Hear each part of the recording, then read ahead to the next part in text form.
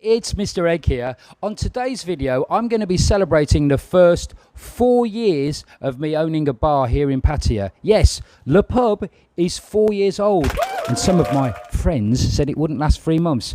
We'll be telling you some stories about the first 4 years of the bar, and hang around because at the end of the video, I'll be telling you some exciting news about the Le Pub Pattaya YouTube channel, and also some great news about the bar. So if you enjoyed the video, like and subscribe. So the year is 2016 and I'm working in this go-go bar here. Only at the time it was called Sugar Baby. Now I think it's called Golden Club. But I was a manager here, earning a lot of money and having a bit of a lazy time. But I was getting itchy feet and I was deciding maybe it was time for a move to maybe another business, or better even than that, to set up my own business. I'd been encouraged by a friend of mine called Paul. Paul had been a go-go bar manager around in a couple of go-go bars. He'd worked at Secrets as well, and he decided to set up his own bar, and it was in the middle of nowhere. Nobody, to this day I still can't find that bar, and I was quite encouraged because he had a lot of friends go to his bar and support him, and I thought, you know what, if Paul can do that, so can I. So I started looking round at bars that maybe I could take over and set up my own place. The first bar that I looked at was here on Soy Happy. Now, those of you might remember Happy A Go-Go right at the end there, and at the time, on the left-hand side here and the right-hand side here, it was all beer bars. Now, this has been converted. At one time, I think it was Beach Club, then it was an extension of Happy A Go-Go, but just about where those red tiles start, there was a beer bar there, and it was a double unit beer bar, and it looked really, really nice. And I realised that if I took that over, I wouldn't need to do a lot of work to make it look really nice, maybe change the TVs, put a new pool table in. And it was just off the main drag of Walking Street. But if I was a bit cheeky, I could maybe get a couple of girls in uniforms and hold signs out on Walking Street and get people to come in. There was two drawbacks to this bar. The first one was that it didn't have its own toilets. There's a sort of a municipal toilet area down there on the left-hand side, and it was a 5 baht, sort of pay 5 baht and go in the toilets. But I've got a sort of thing in business that toilets are really, really important. It's something that not a lot of people talk about, but toilets, clean toilets, well-maintained toilets are really important, and I wasn't able to control that side of the business. And the second thing was, as you can see, it's quite narrow here, and if some of these bars were playing loud music or they're having a party night, the sound's got nowhere to go. So the sound would have stayed in here, and it would have been a real cacophony of sound, and it wouldn't have been very good for my customers. I like the customers to listen to my music, watch the sports in the bar and just relax. So although it was quite a good location, it wasn't really what I was looking for. After I decided that the bar at Soy Happy wasn't really going to work out, I'd started looking at other venues, and I'm here right now on Beach Road. That's Pattaya Glang there, the central Pattaya Road, a great intersection, and there was a bar that was available. Right now it's called Miss Mojito's, and it's right behind me there. At the time it was empty. As you can see, the green part of that has actually been built on recently, and the bar at the time was just that at the back. The one thing that really sold this bar is what you can see behind me. No, not the discarded electrical boxes, but the beautiful view. Now, it's a little overcast today, but generally, when the sun is out, you've got that beautiful sand, the beautiful blue sky, the sun's out, and you can always sell a view. If you've got a restaurant or a bar, the view sells the venue. So no matter how many girls, no matter what it was going on inside the bar, that would always be the selling point for the bar. So I liked it. Unfortunately, I wasn't too sure about the actual legality of the ownership of the land and the bar. At the time, the powers that be were going around literally with a bulldozer and knocking stuff down. And I was a bit concerned that I'd invest a lot of money and the whole thing would be gone the next day. So I was a bit apprehensive. About this time, I was sitting in Sugar Baby, where we've been before, and a guy came into the bar and he said, can I have a quiet word? And I went, oh no, there's some kind of problem, he's with a girl or whatever. But actually, it turned out that he was a landlord of several bars along Soy Diamond. One of them had just become vacant because the owner had just gone off while he was on a holiday, and he was looking for somebody to take over running the bar. And the first thing that struck me was, this is different. Somebody's come to me and he's asking me to maybe take over their bar. I liked that idea, so I went and had a look round. The landlord invited me to come down and have a look at the bar. Previously it was called the Crab Bar. Many of you may remember it from then, and I've got a couple of pictures of the bar when it was the Crab Bar, both outside and in. Very popular bar, been going for about 11 years, but the people that had it had just got up and left. So the bar was empty. In fact, the bar at the time was very, very different to the way it is now. You can see we've installed some shutters in the bar. One of them's closed at the moment. We've also put these double insulated, double glazed doors in there. None of that was there. It was just open. The bar never ever closed. And when I came in, about here, there was a load of motorbikes parked there, and all the oil from the motorbikes was leaking down, and the floor tiles were all damaged. And I looked up at the ceiling, and the ceiling wasn't too good. I remember just over to where that television is now, there was a bar that was had got all these old-fashioned glass holders, and it was all very 1980s. The ceiling tiles were falling down, and I remember sitting on a sofa, and it was about here. And I was looking at the motorbikes and all the broken tiles and everything. And this sofa was really bad as well. It was all the springs were gone, and it was really uncomfortable. And I was sitting here, and I was looking around, and I was thinking, yeah, maybe I could make something here. And the landlord, a gentleman who became my landlord, he said, this could be really good for you. I really trust you. I think you've got potential to make this into a really big money spinner. He says, but if you want my advice, don't change a winning formula. And I was looking around and I'm thinking, yeah, thanks for that one, mate. I'll have a think about it. Well, I did have a think about it, and one thing I do realise about myself, I can run bars, and the fact that I've had the bar for 4 years is kind of testament to that. But I'm not really good at designing them, knocking everything down and starting again. I've always got an idea in my head about how I want the bar to look, how it would be best for the customers to mix with the girls, and sort of what would be best for the bar looking from the outside coming in.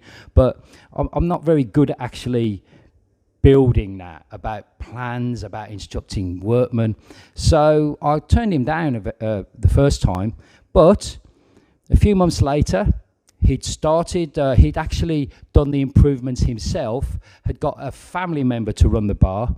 Wasn't going so well, and he contacted me again, and he said, look, we've done the bar up, we've put new plumbing in, new electrics, it looks great, but it's not that busy. Would you be interested in taking on the bar again now that it looks better? I had to think about it and decided to give it a go. So on the 1st of December 2016, I owned a bar in Pattaya. The bar was open, and I had a great first Christmas, and I got really, really lucky for the first low season. A really, really popular bar here on Soy Diamond, unfortunately closed. It was nicknamed Johnny's Bar because the Swiss guy that run it, Johnny, had been the manager there for years. It was right here. It used to be a live music venue after it was Johnny's Bar, and then now it's kind of a dormitory where some of the girls from one of the go-go bars here on Soy Diamond live now. But at the time, it was a very, very popular bar amongst all the Swiss community and the German community that used to come into the Soy. I got lucky. This bar closed. I rehired a couple of their staff that were very popular with that community. And the good thing was all those customers came to my bar. So, bingo, I was quids in. At the time, the owner of the bar came over from Switzerland and he said, look, if you're interested in buying any of the fixtures that are in here, just have a walk round. I'm getting rid of everything. So I had a look round and there were some lockers that I wanted to have for the girls to put their handbags in and stuff. There was some fridges, and I've still got those fridges now, stainless steel fridges, going really cheap. And there was a safe, and I've always wanted a safe to be able to put the money in. It's very much a cash-rich industry. And you're always dealing with loads of money, and you need to obviously store it somewhere where it can't be stolen. And I wanted somewhere where the cashier at the end of the night could just push it into a drawer and it would drop down into the safe. And this safe was perfect. It was a massive thing, really, really heavy, on casters, cast iron.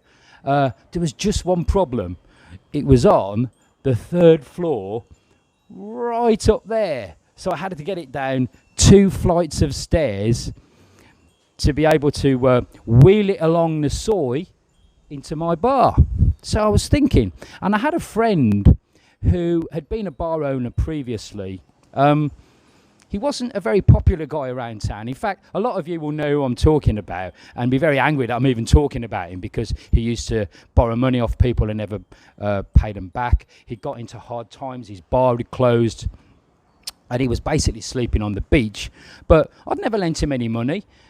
During the good times, he used to bring customers into my bar from his, so I always got on okay with him. And I saw him on the beach one day, and I says, I've got this problem. I've got this safe. I've got to get it through 2 flights of stairs. Could you give me a hand? And he goes, yeah, no problem. I'll give you a hand, Phil.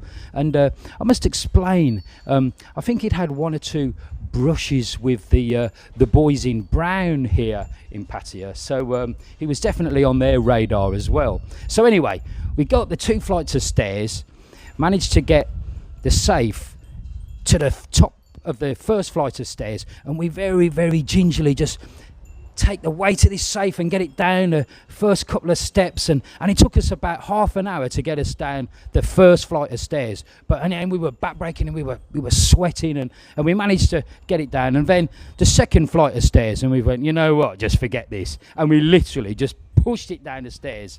And when it was a music venue, I went and saw the bottom of the stairs, and all they'd done was, there was this huge crater where this safe had just smashed into the wall, and they just painted it over. They haven't even bothered to plaster it or anything. It was still there. So we get the safe out of the door of this bar, and we're just about here. And like I explained, it's on casters. So me and this friend of mine are pushing this safe down the soy, and as you can see, it's a bit rickety, and it's taking us a bit of time. And then who do we see coming the other way?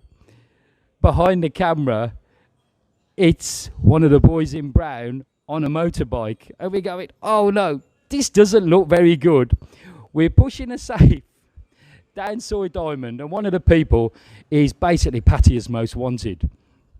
Anyway, the car's coming nearer, and we're going, oh, this is a really, really strange situation. And then the policeman comes past us, takes one look, salutes, and he's off on his way. Pattaya's finest. One of the questions that a lot of at the bar is, how do you recruit girls? How do you get the girls to come and work for you? Now, it's important to remember that I'm a one-man band here, really. I haven't got a mama-san. I haven't got a cashier that kind of runs the bar on my behalf. I have got a cashier, but she just takes the money. I haven't got a girlfriend or wife that kind of runs the bar for me either. It's all me. So I'm the one that take on the girls. I'm the one that has the meetings. We speak in Thai language. I put notices all around the bar in Thai language. It's just me. Most of the girls come in as friends of others, and we have some recruitment posters that we put up outside, and sometimes we advertise on the internet. I do remember a story about 2 years ago now. A very, very pretty girl came into the bar. I think she was about 22, 23 years old. And she said that she was working in a go-go bar, but she'd fallen out with a couple of the girls there, and she was looking for a job, maybe sort of while she was looking for other work, but she just wanted to work. And would I be interested in taking her on? Well, she was very, very attractive. So I says, yeah, okay. The usual questions that I ask in the interview, which was like, are you Thai? Which is always a good way to start. Have you got an ID card? Can I take a look? Then I can see the age. Make sure she's all legal in that respect. Where have you worked before? That sort of thing. Okay, so it's all going well. And I says, okay, come here tomorrow, 5 o'clock. Make sure you've got a nice pair of shoes. Do your hair and makeup nicely, and you're good to go. And she said, boss, have problem. And I went, oh, you know, you haven't even started work and you've got a problem. What's going on? What is it? And she goes, I'm a little bit shy. If Custer want to take me go outside, and I want to make him happy, I cannot boom boom tamada. And I went, oh, tamada in Thai language means like normal. And I went, oh yeah, I can only from behind. And I went, oh, okay. I mean, I don't usually discuss these sort of matters with the staff when they start, or ever for that matter, because I just leave it to them. Off they go with a customer, and that's it. So I thought, well, no, it's not a problem. Don't worry about it. You know, just come in tomorrow at 5 o'clock. Very pretty girl. I wanted her in the bar. And that evening, I was messaging a friend who'd just come in from London, and he said, he's looking, you know, he's going to come down and see me and come to the bar. And I says, oh, I hope you come tomorrow because we've got a new girl who's going to be starting. And yeah, she's very pretty, but she's got this strange problem. And I explained it. And do you know, he was here at 5 o'clock on the dot, and within 10 minutes, bang, she'd gone. I hope you've enjoyed some of the stories of the first 4 years here at Le Pub. Obviously, the last year has been dominated by the global pandemic. We were closed in March. We were lucky we were able to open again in July. And we've been open without tourists for about the last 4 or 5 months. It has been difficult. And a lot of people have been contacting me, asking me, is there any way we can help the bar to make sure that it's still here when you're able to come back, hopefully, next year. We are announcing today that we're going to be doing membership for the Le Pub YouTube channel. Membership is in 3 tiers. The cheapest one is at $1.99 a month. That membership money goes to help the bar, to help the YouTube channel. And one of the benefits of membership will mean you'll be able to gain access to some special content, badges, emojis, all sorts of stickers and stuff like that. But the big news is we're going to be doing some members only live streams after the bar is closed, after the customers have all gone. The staff are going to have a special after party every Wednesday here in the bar.